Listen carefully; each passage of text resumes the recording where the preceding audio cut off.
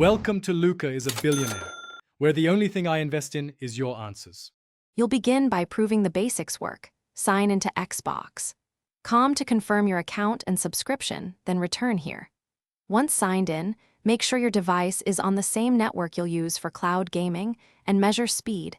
Aim for 10 plus Mbps and low latency. If you hit an authentication error, immediately try a private browser window or different device to isolate whether it's device-specific. Doing these first steps narrows causes fast and avoids wasted steps later. Now dig into the configuration that commonly blocks sign-in. Clear the Xbox app or browser cache, then restart the app. Cache tokens often cause auth loops. Make sure the Xbox app, your OS, and the browser are updated. Outdated clients fail sign-in flows. Disable VPNs or strict firewall rules briefly to test because they can block Microsoft authentication.